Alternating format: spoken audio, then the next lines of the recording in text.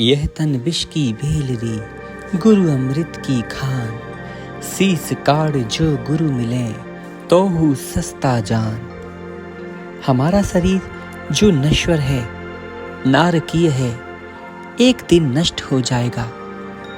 और फिर भी इस शरीर के पीछे हम न जाने कितने कितने लोगों से वैर करते हैं। जरा सा भी कोई अपमान कर दे तो सह नहीं सकते।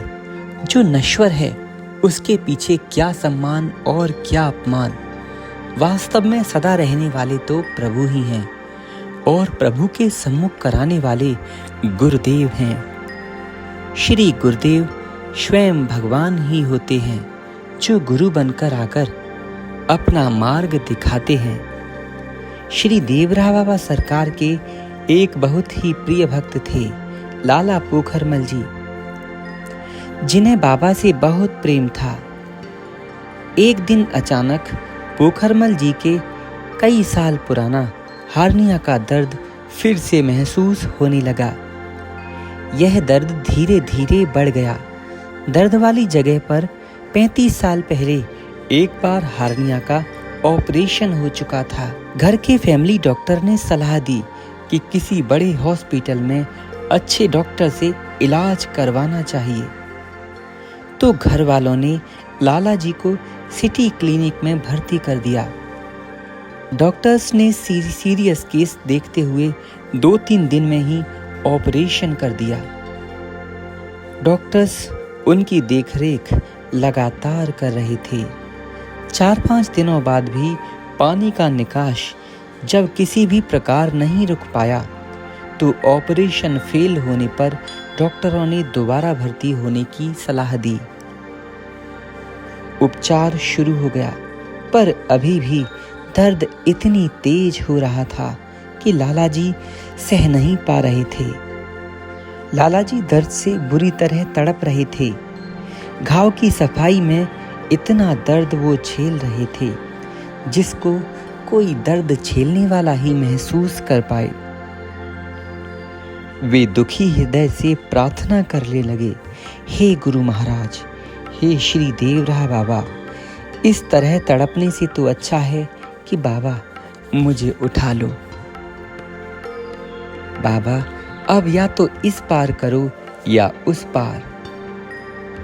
रात को ऐसी प्रार्थना करके वे सो गए और रात भर बाबा का चिंतन ही उनके स्वप्न में आया। लगभग सुबह 3:30 बजे के बाद लाला जी को सपना आया कि 4 यमदूत, जो कि बहुत लंबे तंगड़े थे, भयानक रंग वाले काले कलूटे थे, लाला जी को उठाकर वे पलंग से ले चले। वे एक सुनसान जगह लाला जी को ले गए। उठकर जब ऊपर काफी दूर वे यमदूत लाला जी को ले गए, तो सामने से ही रास्ते में उन्हें उनके गुरुदेव श्री देवरा बाबा सरकार मृग चर्म पहने हुए दिखाई दिए। बाबा के दर्शन के बाद बाबा ने उनसे पूछा, बच्चा, इसको कहाँ ले जा रही हो और तुम क्यों ले आए? इस पर यमदूतों ने कहा, बाबा, इनका समय पूरा हो गया है। बाबा ने कहा, बच्चा, इनका समय तब पूरा होगा जब मैं कहूँगा। इतना कहकर बाबा ने लाला जी को यमदूतों से छीन लिया और यमदूतों को डांटते हुए तेजी से लाला जी को छीन लिया। फिर चारों यमदूत नीचे गिर गए और लाला जी को पकड़कर बाबा ने पृथ्वी की ओर फेंक दिया। लाला जी की सीधे पलंग पर जाकर आंख खुली और एक तेज झटका लगा। जोर से चीख मारी। उन्होंने देखा कि वे उसी पलंग पर बहुत तेज गिर पड़े हैं जिस पर वे लेटे थे। परिवार के लोग पलंग के पास ही सो रहे थे।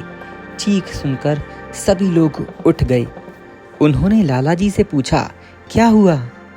लाला जी ने सारी घटना सभी लोगों को बता दी। डॉक्टर्स आ गए। जल्दी ही उन्होंने रोज की तरह पट्टी खोली और घाव देखा जो पूरी तरह सूख गया था। डॉक्टर्स ने घाव की स्थिति में आश्चर्यजनक परिवर्तन देखा और बहुत ही विस्मय किया। कहा, ये कैसे हो गया? लाला जी ने रात की सारी घटना बताई।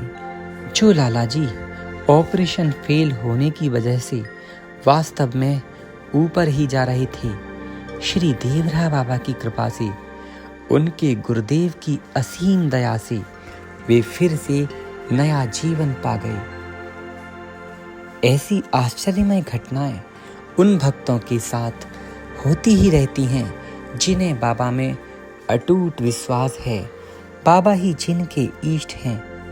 कहते हैं हमारे सारे कष्ट हमारे पिछले किए गए कर्मों का ही फल हैं जो प्रारब्ध बनकर आते हैं।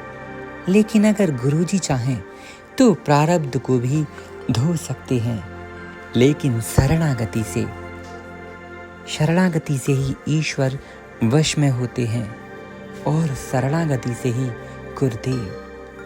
इसीलिए प्रत्येक भक्त को जैसे ही समय मिले उनकी शरण में जाकर अपना प्रेम प्रकट करना चाहिए। सरल हृदय से प्रार्थना करनी चाहिए। प्रार्थना में बहुत बल है।